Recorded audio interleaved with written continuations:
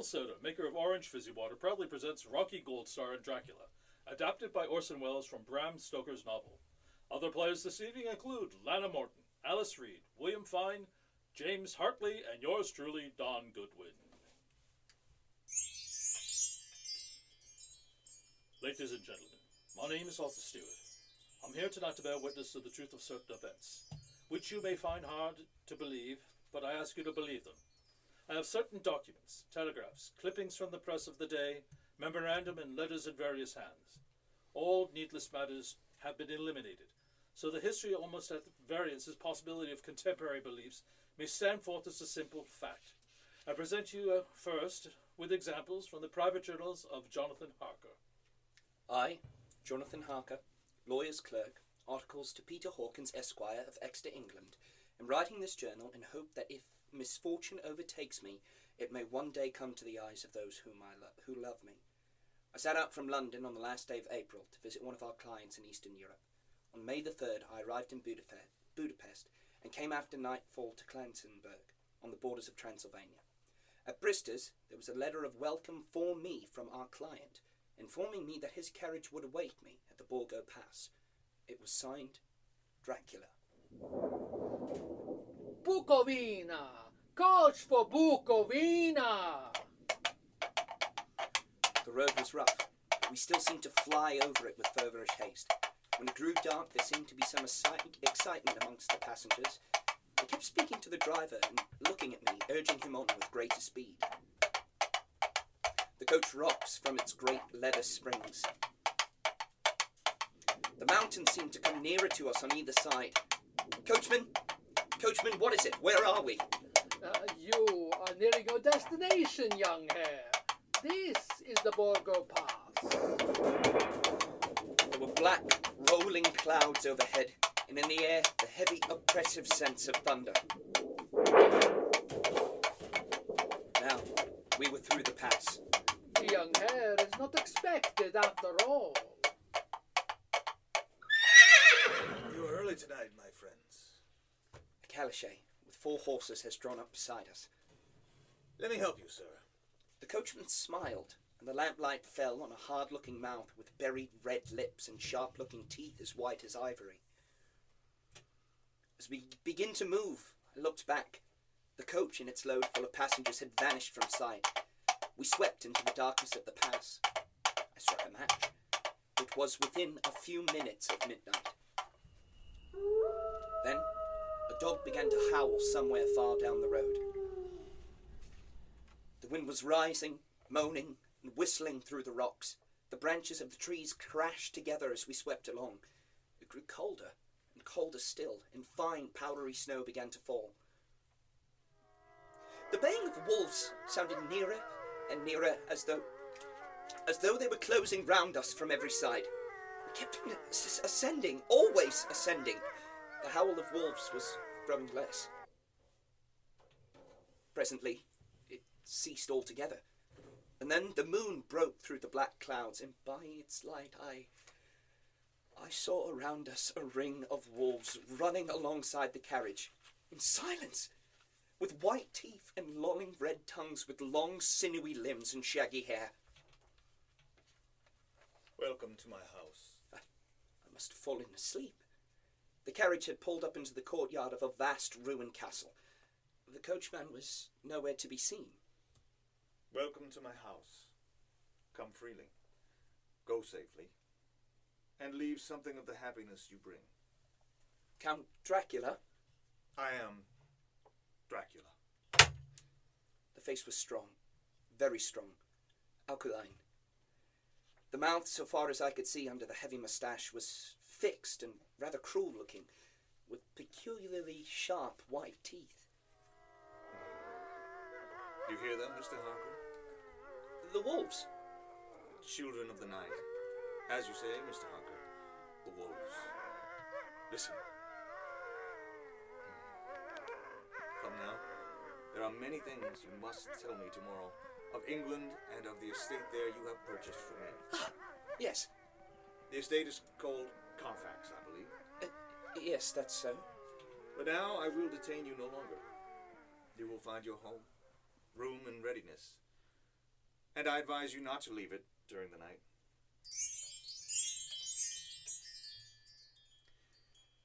This castle is on the very edge of a terrible precipice. A stone falling from the window could fall 1,000 feet without touching anything. I explored. There are doors everywhere, and all of them locked. The door to the great hall, the door to the courtyard. Every door in this castle is closed and bolted against me. Castle Dracula is a prison, and I am a prisoner. The next night, I could not sleep.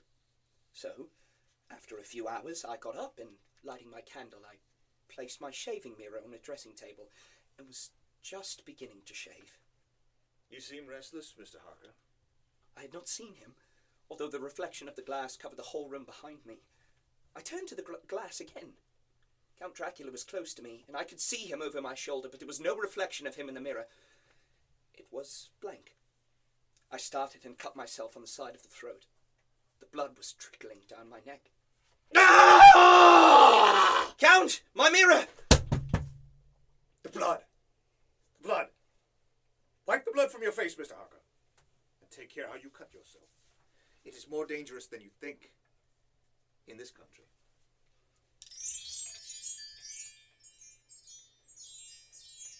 When I awoke, I found most of my things were gone. My passport, my notes, my letter of credit. I could not find any trace of them anywhere. And my door was locked from the outside. June 20th. There was some kind of work going on in the castle. Now and then I hear the faraway muffled sound of Madigan's spade. And last night, the second of 3 dated letters which Dracula had made me write. The second of that series, which was to blot out the very traces of my existence from this earth, went forth. Count Dracula! Yes, my young friend. Well, what of me? When am I free? When can I leave this place? Free? Mr. Harker, you are always free. You want to leave? Would you like to leave tonight? Yes. Yes, in God's name. My dear young friend, not an hour shall you wait in my house against your will. Come, follow me. Your door seems to be bolted. How strange, your door is locked. Well, in God's name, open it! As you will, Mr. Harker. You English have a proverb which is very close to my heart. Welcome the coming, speed departing guests. Good night, Mr. Harker. Shut the door! Shut the door, I tell you! Shut the door! Shut it, please! The door is shut, Mr. Harker. I take it you will remain? Morning, June 30th. These may be the last words I ever write in this diary. Oh, God preserve my sanity! I've never seen Count Dracula by day. At sunrise, by the first crow-cock, he's gone. I don't understand these things. I only know that the wolves are baying, and that he's a man with hair on the palms of his hands, with sharp teeth and no blood in his face. He casts no shadow, he cannot be seen in glass, and he moves like a bat across the sheer face of the castle walls. He eats no food, and he is mortally afraid of the crucifix. As I write this, I hear in the courtyard the rolling of heavy wheels and the cracking of whips. And there is in this passageway below a pound of heavy boxes being set down. Boxes shaped like coffins, and I know what they hold. The boxes are filled with the holy earth from the chapel deep beneath the castle. It is the last box being nailed down.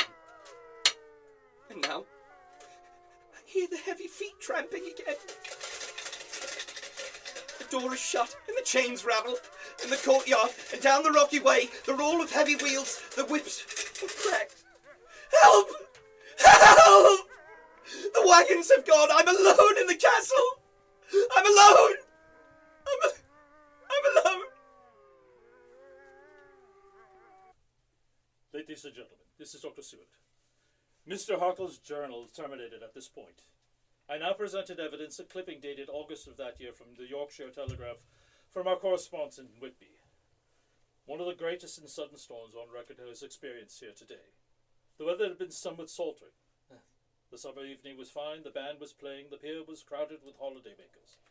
The wind fell away entirely during the evening, and there was a dead calm. But a few lights at sea. The only sail noticeable was a foreign schooner, under the full canvas. Seemed to be going westward. A little after midnight came a strange sound over the sea. High overhead, the air began to carry a faint, hollow booming. Then, without warning, the tempest broke. And there, all sails set, was the foreign schooner, rushing with terrific speed towards the shore. A searchlight turned on her, and lashed at the helm was a corpse, with a drooping head which swayed horribly to and fro with each motion of the ship. A moment later she crashed, and from below, running forward, jumped from the bow onto the sand, making straight up the east cliff towards the graveyard, vanished into the night. The Coast Guard going aboard at dawn and found a dead man fastened to the spokes of the wheel, tight and clutched one hand to a crucifix. The man must have been dead quite 2 days. In the pocket of a dead man was found a bottle, carefully corked, containing a rolled paper. This provided addendum to the ship's logs. There were found on board only a small amount of cargo and the most unusual nature. Apparently the ship carried nothing but earth, common earth, packed away in wooden boxes, shaped like a coffin. Log of the Demeter, Russian flag. Black Sea to Whitby, July 6th. Finished taking in cargo. A queer cargo. Boxes of earth. Afternoon. Set sail. East wind, fresh crew, 4 hands, 2 cooks, and myself, captain. July 11th. Enter Bosphorus. At dark. Passed through Dardanelles. Mate reported in the morning that one of the crew, Voyden, was missing. Took larboard watch, 8 bells last night. He was relieved by Talisian, who never came to his bunk. There is something aboard this ship. No, don't laugh, Captain. In the rain last night, Oh? At all. Sin man go up the companionway and along the deck forward and disappear. When I go to the bow, no one, and the hatchways were all closed. July 22nd. Rough weather last 3 days. All hands busy with sails. No time to be frightened. Past Gibraltar, out through straits. All well. July 24th. Last night, another hand was lost. Disappeared. Like Talisian, he came off his watch at midnight and we never see him again. You want double watch now? I don't take watching alone no more. Nor will I. No more double watch. July 29th. Had a single watch tonight, as crew too tired to double. When morning comes... Hey, below! Balaki! Hey, Balaki below! Balaki, come! Blocky's gone like the others. Like all the others! The mate and I had agreed to go armed henceforth. July 30th. Last night. We are nearly in England. Weather's fine. All sails set. Captain! The men on watch are missing! More missing! Now. Only self and mate and one hand left to work ship. August 3rd. 2 days of fog and not a sail in sighted. At midnight, I went to re-man that wheel, and when I got there, I found no one there. It's here. I know it now. I saw it. Like a man, tall, and thin, and ghastly pale. It was in the bows, looking out. I gave it a knife, but the knife went right through it, empty as the air. What?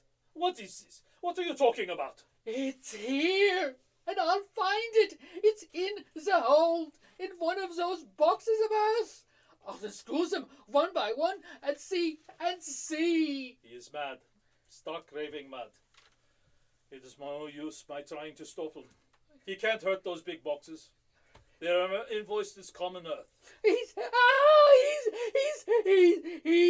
there. Down in the hold. I know the secret now. The sea will save me from the him. That's all that's left. That's all that's left. August 4th. I am all alone on my ship, and still in the fog. I dare not go below. I dare not leave the helm. So here, all night I stay. But in the dimness of night, I saw it.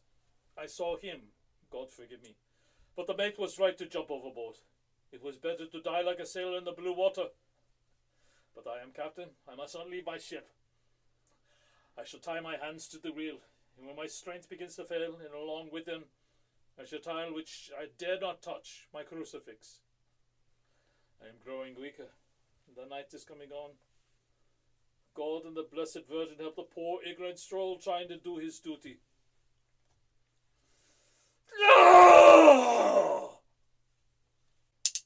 Telegram, Seward. Pure Fleet of Van Helsing, Amsterdam. Lucy Westerham is alarmed condition. Cannot diagnose. Come at once, Seward. Telegram. Van Helsing, Amsterdam to Seward, Purfleet. I'm on my way to you.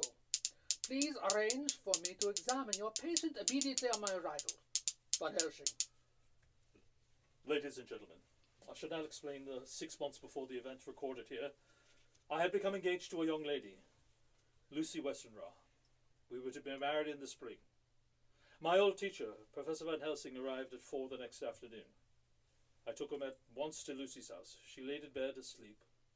She was ghastly, chalky pale. The red had seemed to be gone from her lips and gums, and the bones of her face stood out. Young miss is bad, very bad. She must have blood or she will die. Yet she is not anemic. The qualitative analysis of her blood is quite normal condition. It is strange. I do not like to think how strange. Look, my God, her throat. Look! The black velvet band that she always wore had dragged up a little, showing a red mark on her throat. Just over the external jugular vein were 2 punctures, not large, but not wholesome looking. The edges were white and worn looking.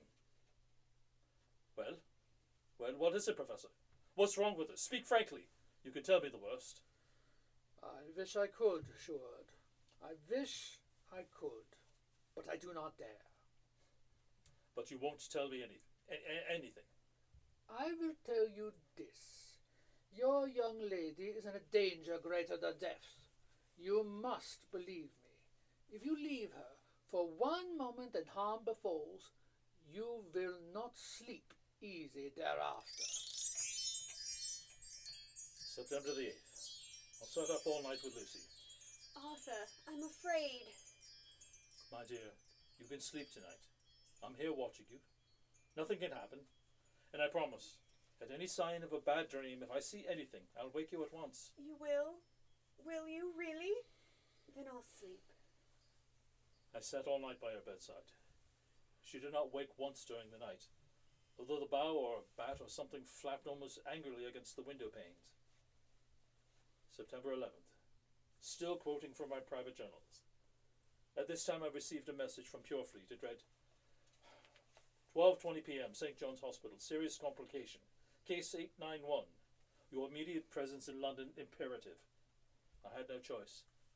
Sometimes later a paper was found amongst Lucy Western's belongings.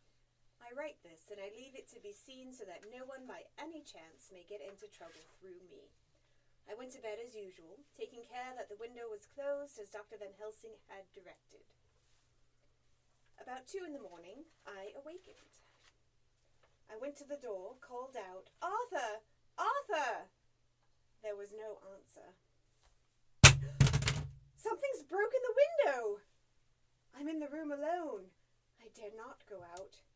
The house seems to be empty. The air is full of specks, floating, circling in the draught from the window, and the light burns blue, dim. What am I to do? Something very sweet and bitter all around me, like I'm sinking into deep water, and there's singing in my ears. You shall be flesh of my flesh, blood of my blood. September 12th. Late. Only resolution and habit make this entry tonight. We found a sprawl on the floor, and there was a draft in the room from a broken window. The throat was bare, showing 2 wounds, looking horribly white and mangled. We are too late, my friend. We have failed. God's will be done. Is she dying? Yes, she's dying. Stay beside her. It will make much difference, mark me, whether she dies unconscious or in her sleep. It was late in the afternoon before she opened her eyes. Arthur? Oh, my love, I'm so glad you've come. I took her hand and knelt beside her. Her breath came and went like a tired, peaceful child. Then the lights from the setting sun fell on her face, and then, insensibly, a strange change came over her. Her eyes grew suddenly dull and hard, her breathing was heavy. The mouth opened and pale gums drawn back made the teeth look larger and sharp. Arthur, my love, I'm so glad you've come. Kiss me. Bend down and kiss me. Run for your life! Run for your living soul and hers! Lucy! She's dead. Poor girl. There's peace for her at last. The end. Not so. It is only the beginning. Wait and see. Extra, special, extra, special, Kensington Aura, extra, special. Westminster Gazette, September 25th. A Hampstead Mystery. The Kensington Horror. The Stabbing Woman. And the Woman in Black are vividly recalled to mind by a series of events that have taken place recently in the neighborhood of Hampstead. Several cases have occurred of young children straying from home or failing to return from playing on the heath. In all these cases, the children have given as their excuse that they have been with a beautiful lady who offered them chocolates. In each case, the child was found to be slightly torn or wounded in the throat. The wound seemed such as might be made by a rat or a small dog. Extra, special, extra, special, Or a small dog. extra, special, extra, special, the Hampstead Aura. Read about the beautiful lady, read about the beautiful lady, extra, special. The Hampstead Horror. Another child injured by the beautiful lady. We have just received intelligence that another child, missed last night, was only discovered late in the morning. It has the same tiny wound in the throat. Well, Shord, what do you think of that? You mean to tell me, my friend, that you still have no suspicion as to what poor Lucy died of? Nervous prostration followed by a great loss or a waste of blood. And how was the blood lost or wasted? You are a clever man, my friend, and a good doctor.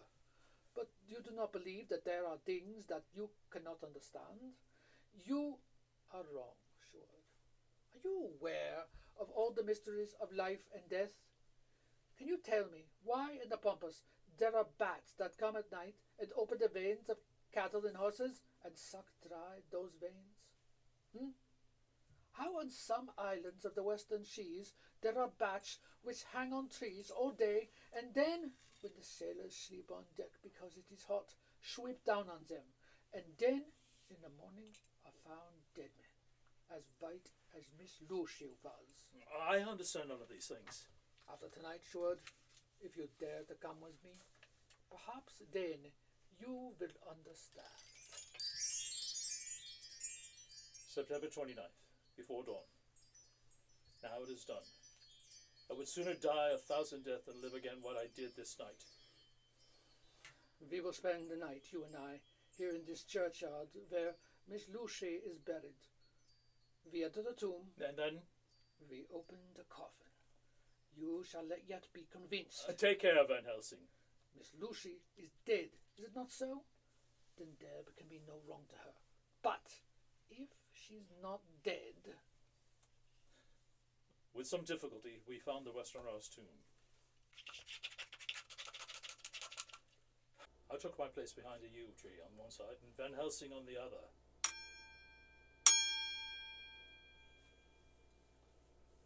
I was chilled and frightened. Suddenly I saw something moving between the two yew trees, a dim white figure which held something at its breast. The figure stopped. I could not see the face, for it was bent down over what I saw to be a fair-haired child. It was a sharp little cry, such as a child gives in sleep, or a dog as it lies before the fire in dreams. Then the thing saw us. She drew back an angry snarl.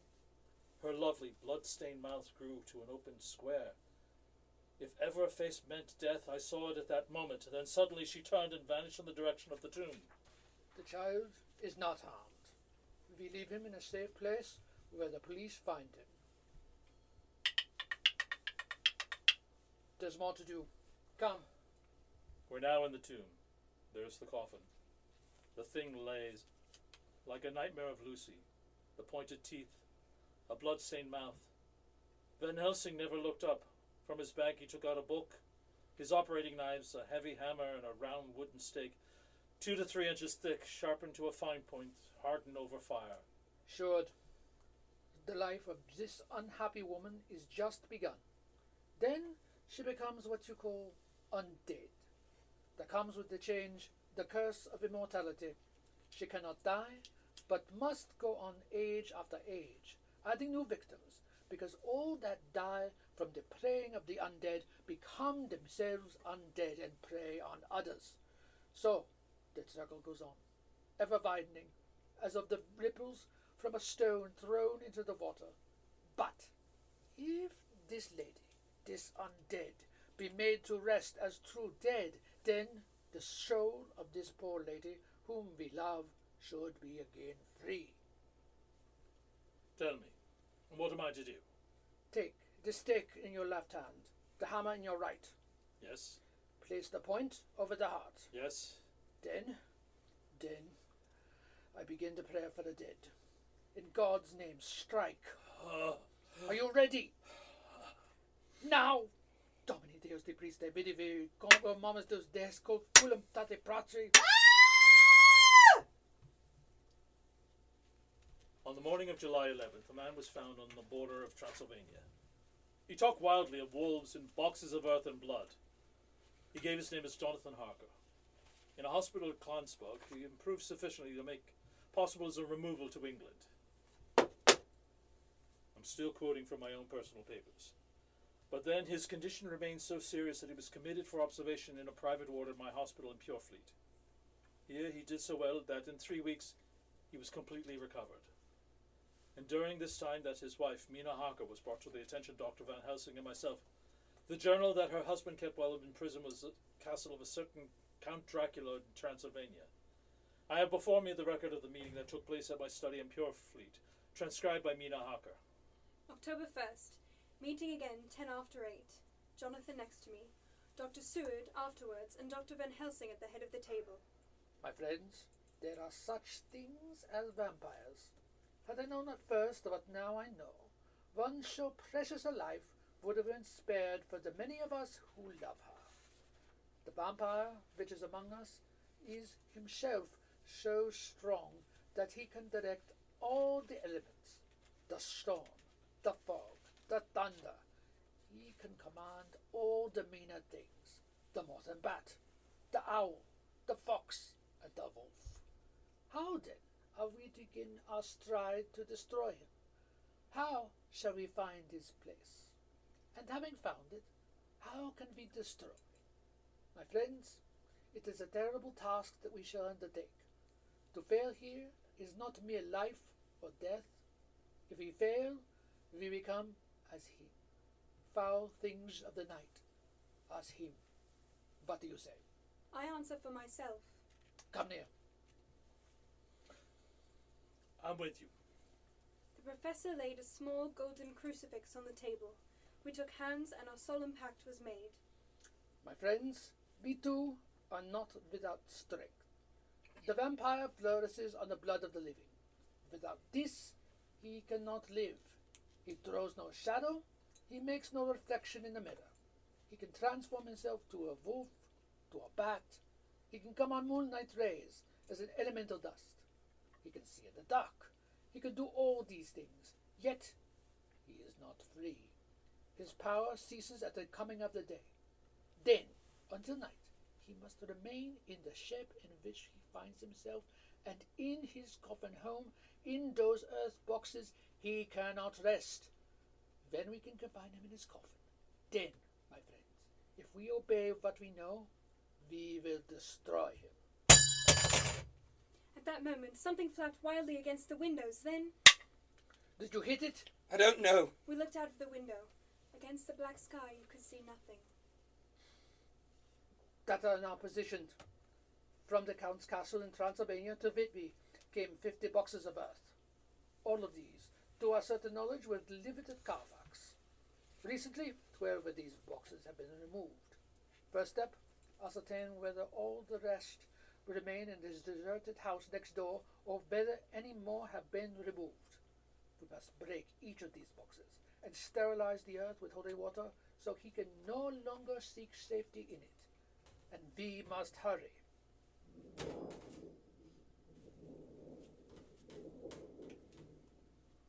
The events of the next few days are described in Jonathan Harker's journal. October 2nd, 5 a.m. Just returned from the empty house. Left Mina here at home. Well, we've done our work at Carfax. The place was filthy, the air stagnant and foul and alive with rats. We counted the boxes, only 38 of them, and over each one the professor went through his same mysterious work. It was dawn when we got back. I found Mina asleep. She looks paler than usual. October 2nd. Soon after they left, I fell asleep. I remember hearing the sudden barking of the dogs, and then it was silent. I got up and looked out of the window. There was a thin streak of white mist moving across the grass along the wall of the house. It dawned on me that the air in the room was heavy and dank and cold. The gaslight came on like a tiny red spark in the fog. I could see through my eyelids. The mist grew thicker and thicker.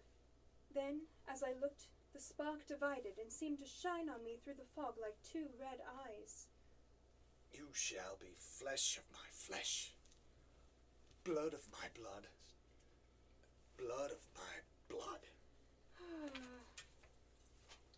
October 2nd, 8 p.m. We were on the track. 12 boxes were delivered to an empty house at 337 Piccadilly.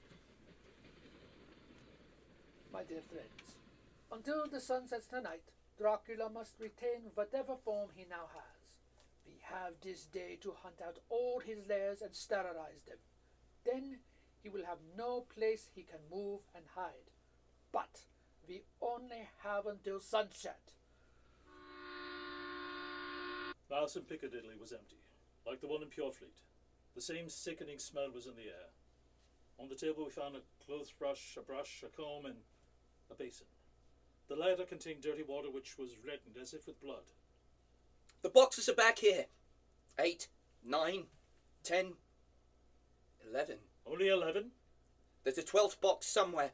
Gentlemen, it is after 6. The sun is setting. We have no time to lose. He will return at any moment. Open the boxes. Quiet! Listen. Here it is.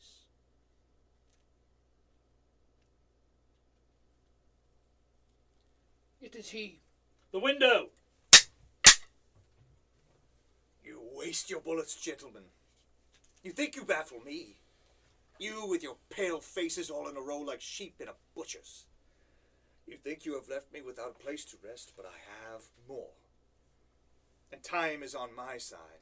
The one you love is mine already. I have known her. Already my mark is on her throat. Flesh of my flesh, blood of my blood. She is with me always, over land or sea.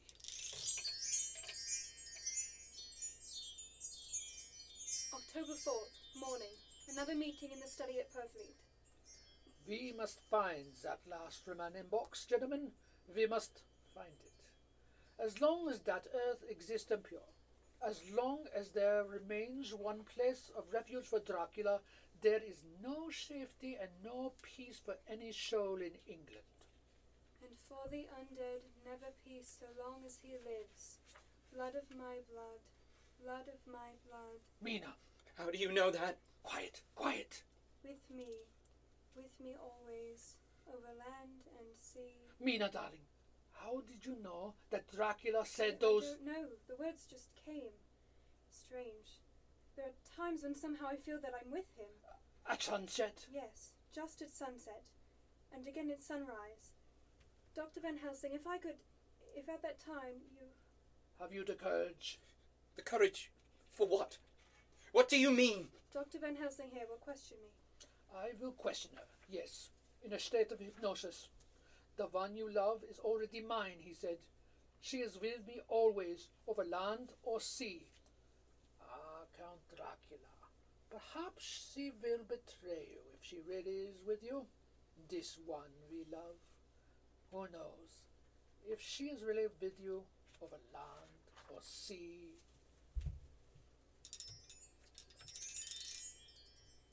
Blood of my blood. Mina, Yes, answer me, Mina. Are you with him? yes, I am with him. Where are you? I do not know. It is all dark. What do you hear? The lapping of water. I can hear it on the outside. Then you are on a ship. Yes. What else you hear? There is the creaking of an anchor chain. What are you doing?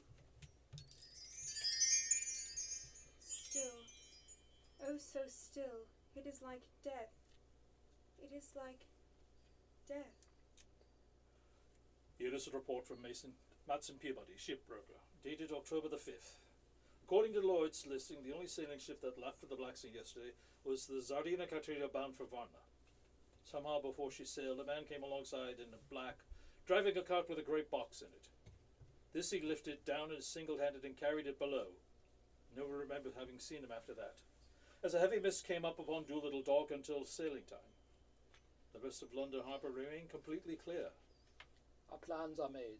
The average sailing time from London to the Black Sea is 3 weeks. We can travel overland to the same place in 3 days. We shall be there waiting for him when he arrives. October 15th. Arrive Varna about 5 o'clock. Mina seems stronger. Every morning before sunrise and just before sunset, she speaks to Van Helsing in a trance. Are you with him, Mina? Tell me, are you with him? I am with him. What can you see? Nothing. All is dark. What can you hear? I can hear the waves lapping against the ship and the water rushing by. The wind is high. I can hear it in the shrouds and the bow throws back the foam. So, the Tsarina Katerina is still at sea. Hastily to Varna, the Count cannot cross running water, so he cannot leave the ship without being observed. What do you hear, Mina? Lapping waves and rushing water. Darkness, darkness and wind. A whole week of waiting. Daily Telegraph from Lloyd's. Not yet reported. Not yet reported. Not yet reported. Not yet reported. Lapping waves, rushing water, creeping mass, darkness, darkness and wind. October 24th, telegram, Lloyd's, London to Harker. Tsarina Katerina reported this morning from Dardanelles. Lloyd's, London to Harker, October 28th. Tsarina Katerina in heavy fog reported entering Galatz Harbour at 1 o'clock today. Galatz! Galatz is 38 hours from here, and the first train for Galatz leaves at 6:30 tomorrow morning. My friends, we have lost. I am with you. I can see nothing. Nothing. I can hear men's voices calling in the roar and the creak of the wind. I can feel the air blowing upon us. October 29th, evening. We are due between 2 and 3 in the morning, but it's already at Bucharest. We are 3 hours late. Something's going on. I feel it pass me like a cold wind. I can hear far off confused sounds, men talking in strange tongues, fierce falling water and the howling of wolves. There is another sound. How queer a sound, like What? Speak, Mina! Speak! I command you! I command you to speak! Arrive in Galatz. Sold the captain of the Tsarina Katerina. Come on, come aboard. We're over an hour before sunup. We receive a box for a party by the name of Dracula. Had his papers all right. Emmanuel Hildesheim, his name was. Mr. Hildesheim, Yes. you unloaded a box yesterday. Daar riep de Kailov, my order. Kailov.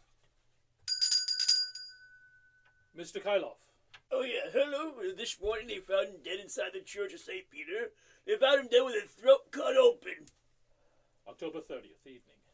There are 2 ways in which Dracula can get back to his own place, by land or by water. We examine the map and find the most likely river is the Serinth. You and I, Seward, will chart a steam launch and follow him up the river. Van Helsing and Mina will take a train to Vestry. From there, we shall go in the track where Harker went to Bistritz over the Borgo. If you have not caught him before, we shall be meeting Dracula there. October 31st. We arrived at Vestry at noon. Van Helsing and I brought the carriage here. We start in an hour. Our enemy is still on the river. October 31st. We earn good speed up the river at night. There's plenty of water and the banks are wide apart. November 1st evening. No news all day. We hear that a big boat went up the river before us, going more than unusual speed. November 4th. All day driving. The country gets wilder as we go. By morning we should reach the Borgo Pass. November 4th. Evening. We have left the launch. We got horses and we followed the track along the river. We are armed. Look, quick!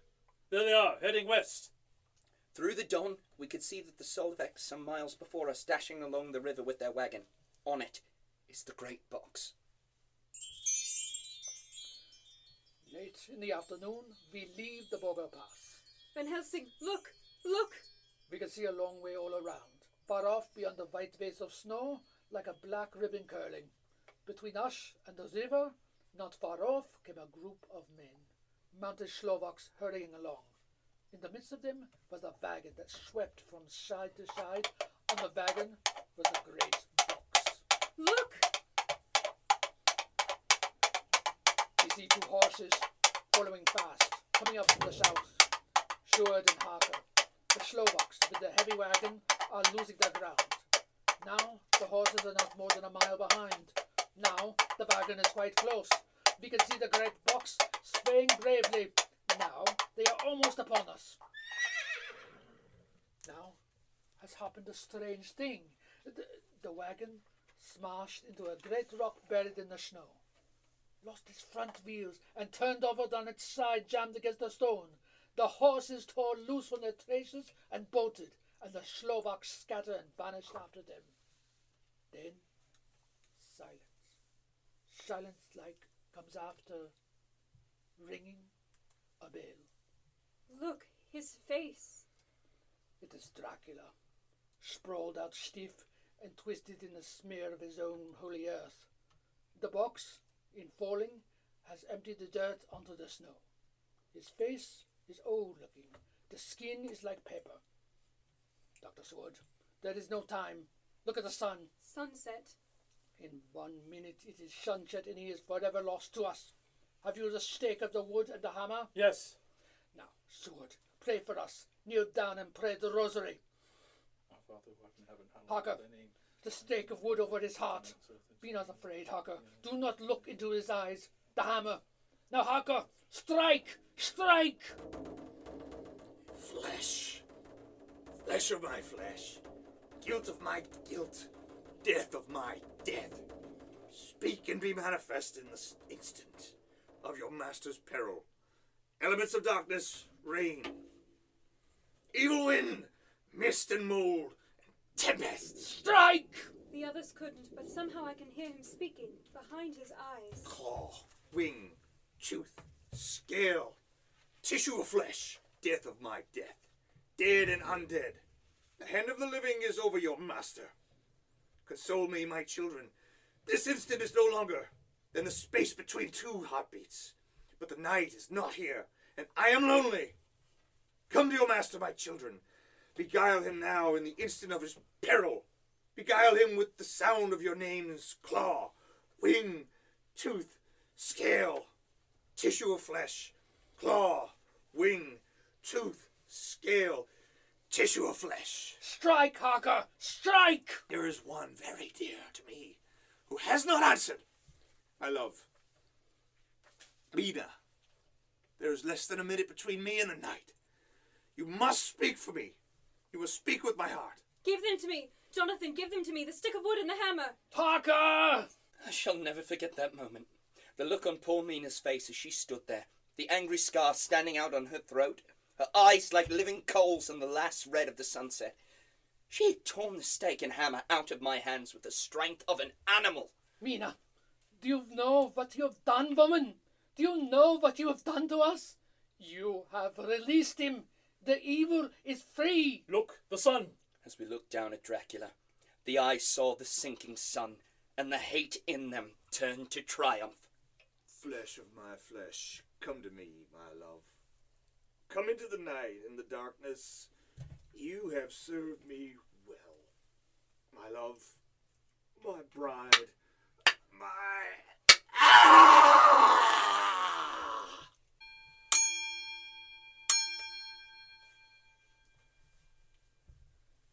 Ladies and gentlemen, all the evidence is now before you. I've added nothing, and to the best of my knowledge, I have omitted nothing that might help throw light upon the extraordinary events of the year of 1891, which cumulated on this terrible evening on the Borgo Pass. There remains this only one last report. When Mina Harker seized the stake and hammer from her husband, I believe she was under some form of hypnosis. She herself remembers nothing, but whatever influence was at work on her, she must at the last moment have rejected it. For at that exact instant the sun disappeared, it was Mina Harker who drove the stake through the heart of the thing that called itself Dracula. At that same instant, even as we looked, the wound at the side of her throat was no more. As for Dracula, before the screams of the creature had died from our ears, the whole body crumbled into dust and passed from our sight. In the final moment of the solution, there was in the face a look of peace, such as I could never have imagined might have rested there. This has been a YFE Theater on the Air. Tonight's broadcast of Dracula was written by Orson Welles. It was originally broadcast on Monday, July 11th, 1938 as a premiere episode of Mercury Theater on the Air. Until next time, I'm Don Goodwin, wishing you pleasant dreams.